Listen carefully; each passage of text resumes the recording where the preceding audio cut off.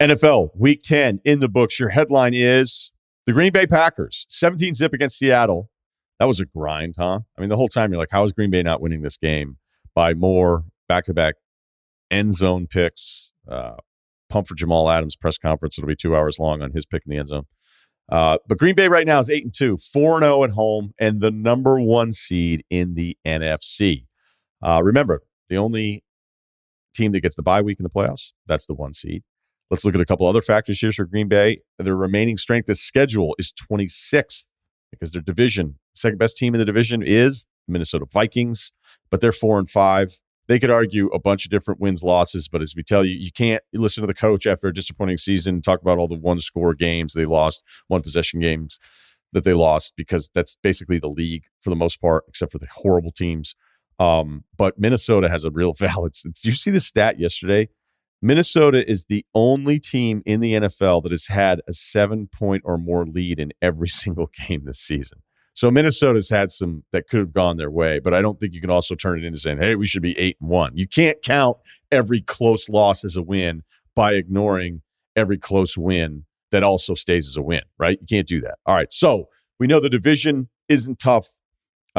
The rest of the schedule isn't tough. They get a couple teams coming up, though, that there's some better teams. They have like 2 games where you're like, okay, that's going to be tough. We'll see what happens. I still think Arizona should have won that game, but they didn't. All right, so the bigger part of this is the defense. We realize that Aaron Rodgers is going to dominate the headlines because of everything that's gone on with Aaron Rodgers the last couple of weeks. All right, this is not a surprise, but what's been weird is that the rest of the Packers' success has drafted off the Aaron Rodgers vaccination, non-vaccinated headlines. Defensively, some of the metrics aren't crazy, all right, but they've been getting better. But then if you look at some of the opposing numbers, just straight, more of the traditional stuff, yardage and points, they're number 3 in opponents' points, and they're number 3 in opponents' yards per play. So this defense is stepping up, which has always been kind of my criticism of Rodgers, the quarterback, and that he's so mad about the situation. And now it looks like they are geared up to have a really nice defense through the run here of the colder months. And if they're at home, and I'm not saying because I like the depth so much at the top of the NFC, but at the NFC at the top, like I still think you can throw those 5 teams in a hat. One will not be healthy. They're going to have a big injury. One of these other teams is going to stay clean. They might not be better. They just might be healthier. But whether it's the Packers, Cardinals, Cowboys, Bucks, Rams, it's those 5, even though the Saints are the 6th seed as of right now at 5-4. I don't think you put them in that group. I don't think we need more explaining on that one, but it's those 5. But right now the Packers are ahead of all of them, and they're doing it with their defense. There's something people say when it comes to college football that drives me absolutely fucking crazy. And people say it all the time, and they're going to keep saying it. And I'd love for people to stop saying it, because when you really think of it, it's not that insightful. But people have been saying it forever. And it is this. When you have a college football team lose a game that they're not supposed to lose, what does the analyst always say, right? Be like, well, 18, 22-year-olds, you never know what you're going to get. So what does that mean about when the Bills lose to the Jags? What about when Baltimore gets smoked by Miami on a primetime game? Or Tampa goes into Washington and loses to the football team and gives up one of the biggest drives we've seen from a team all season long. We'll get to that in a second. What does that mean? Like, imagine if an NFL studio analyst were sitting behind the desk and they come to halftime, the good team's getting smoked to the bad team or whatever. It can even be post-game. Doesn't matter, right? Good team unexpectedly loses the bad team. Tampa was a 10-point favorite, 9.5, depending where you saw the number, and they lose this game. Imagine a guy going, you get a bunch of 28 to 32-year-olds, you never know what's going to happen. Because it's the same thing. It's the same thing. It is this game. We are convinced because the scores are not worth 1 point, but 6 points, that somehow like winning 21-7 is the dominant game when it's really 3-1. All right. So you'll see a team get smoked. And really what it comes down to is like the possessions are so fragile that bad teams can hang with good teams. That's maybe why we do love this sport, is that you still feel like you have a chance on any of these Saturday or Sundays for something to happen. Not so much in college, but more so in the NFL, because the talent disparity is so much greater depending on the schools that we're talking about here. But it happens, all right?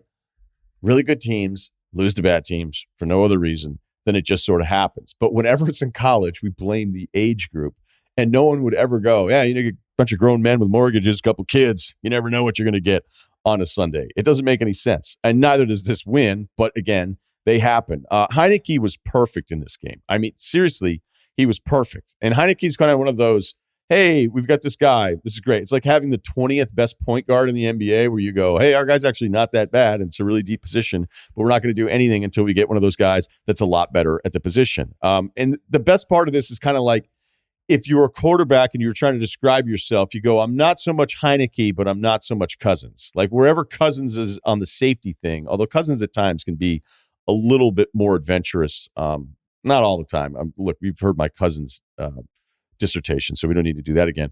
But I just think of like the spectrum of quarterbacks. Like Heineke doesn't care. And sometimes it looks awesome. He's kind of like shorter Ryan Fitzpatrick. And where Fitzpatrick goes from team to team, it's like, yeah, we get you a few starts. And some nights it's going to look awesome.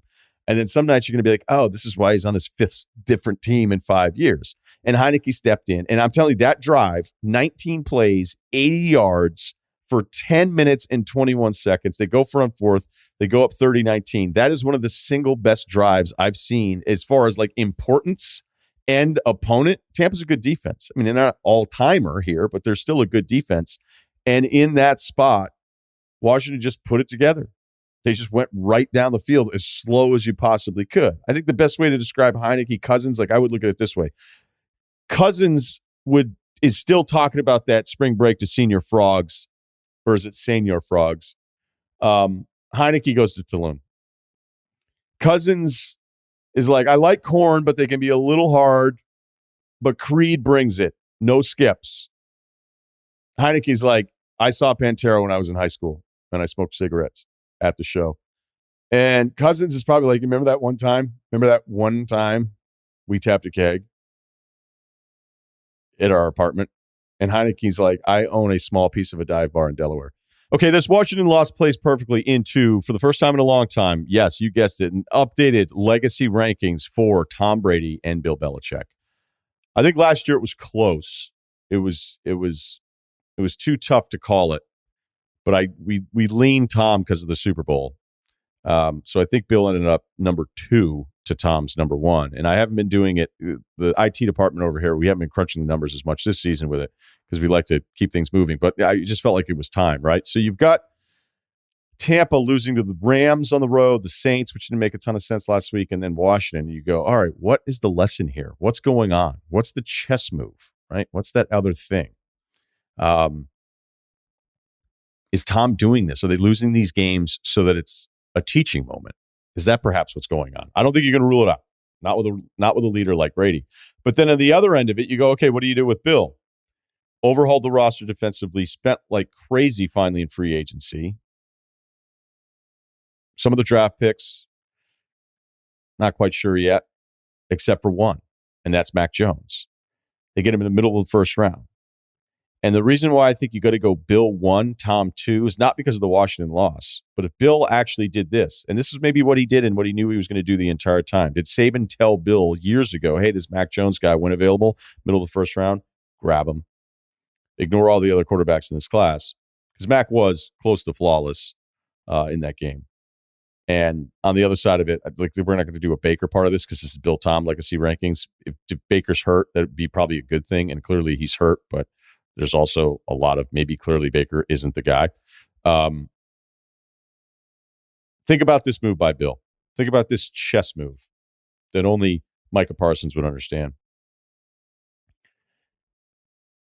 How about this? You get rid of the best quarterback of all time for a guy whose floor might be the second best quarterback of all time, and it only cost you a 2020 season where people weren't even leaving the house anyway. That's what we could be looking at. Because I think Mac Jones' floor is number 2 GOAT. I think that's a safe floor. And so that's 40 years of GOATs with 1 year in between. So Bill, number 1, Tom, number 2.